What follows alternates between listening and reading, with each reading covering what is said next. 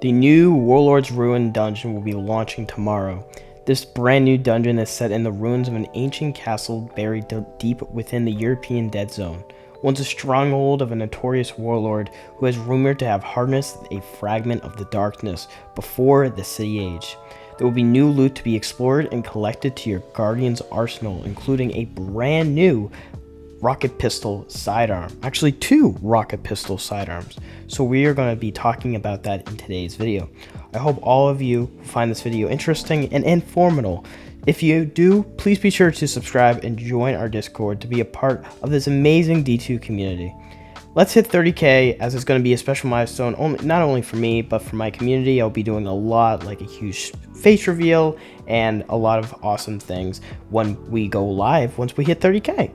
Now, let's start off with some huge loot to begin with in this brand new dungeon. One being the new exotic. As you guys know, Bungie has stated that with dungeons going forward after the Witch Queen, at the anniversary, I should say, that dungeons will have a huge, new seal, which some older dungeons didn't really have, and then one being a brand new exotic tied to them.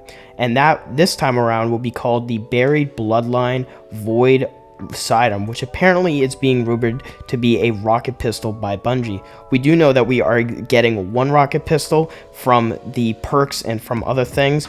I just am unsure if we are going to get this exotic as a rocket pistol as well. It looks very likely, as there has been some gameplay leaked of this weapon in the EDZ, which, it just happens sometimes. Now, what is the exotic intrinsic Redrix?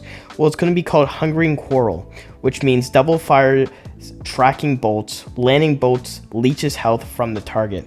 The exotic trait will be called Violent Reanimation. Multiple final blows with this weapon grant Devour to the wielder, and then the exotic catalyst, which you will need to do a little bit more for, will basically say while Devour is active, this weapon weakens on hit, and it will come from a secret quest regarding collectibles within the dungeon. I believe there will be 9 collectibles that you're going to have to get once you get this weapon.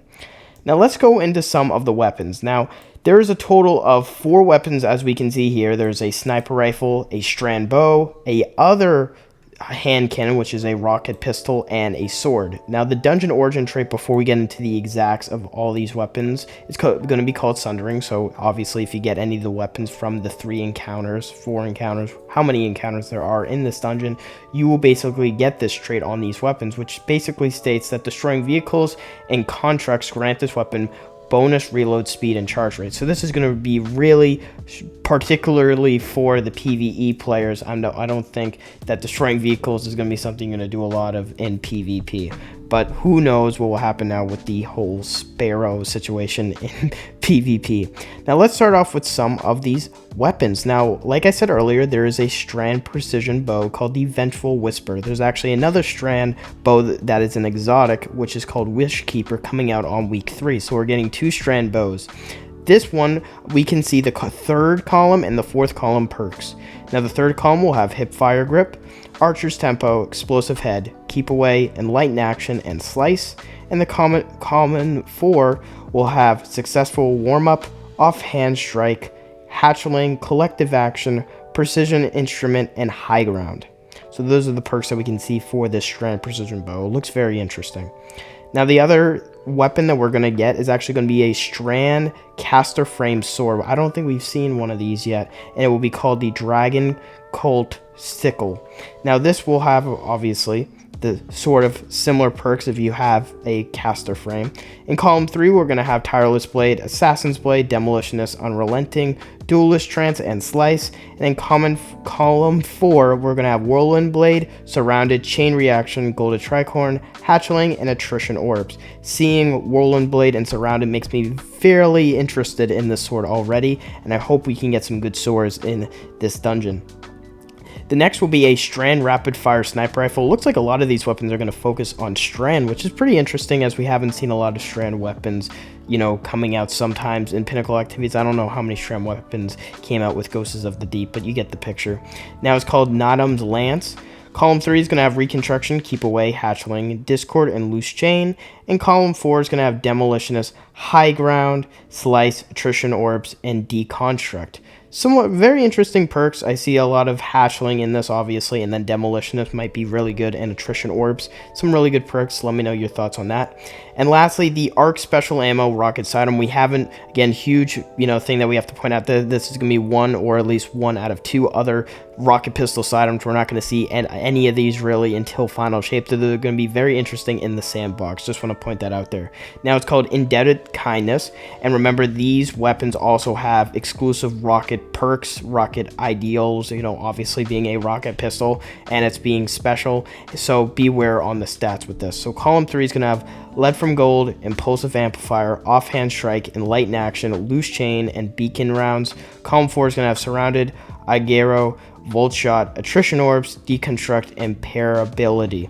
Now, it's interesting to see rocket perks on this thing, but again, we have to wait and see how powerful these are really going to be. Again, I just said earlier, I think that the exotic is also going to be a rocket sidearm, so we're going to see maybe similar perks on that weapon, but we got to test these out definitely to see how interesting they are in the sandbox. So that really grabs and puts all the weapons into perspective. We've already actually seen some of these images online. I'm going to put them up here if I haven't already to my future self, put that up there. We already have the armor, which has actually been able to be seen in the game, which is really cool. I love the armor. It has sort of that Dark Age castle, sort of winter mountain vibe to all of them. I love the Titan, and this is definitely an armor set that I'm going to enjoy. So it's really cool to see Bungie, implementing, these new weapons and these new things right there. I've been told by sources that this dungeon is going to be much bigger than Ghost of the Deep, and it's actually been a very ambitious project for some time now for Bungie, so expect a lot of content with this dungeon. Now, again, we can't make our sort of, verdict right now, obviously, because the dungeon's not out, but what I've seen from other sources and from other things, I think it's going to be an interesting $10 purchase. I think this might be something that if you guys have loved, Rise of Iron, it might be something similar to that. I've been hearing teases to hints to Siva in some fashion. I don't know if that is going to be possibly true, but it looks to be that the Taken and mainly the Scorn are going to be the main enemy in this. And maybe we'll get references to Vickrol. I know there's people talking about references to Saladin and Shaxx. Shaxx becoming a huge plot point in the narrative this season, which is really awesome because we haven't really seen Shaxx in the narrative for a while now. And obviously he slayed Arm Karas back in the day, and he has had a critical role in the Arm Kara story and with just Marasov in general, if you know what I mean. So as we conclude this video, I hope you guys are excited for tomorrow. Warlord's Ruin will be launching at Reset, and again, I am very excited to see how this dungeon is. Let me know what your thoughts are, and yeah, guys, I'll see you in the next video. Bye, guys.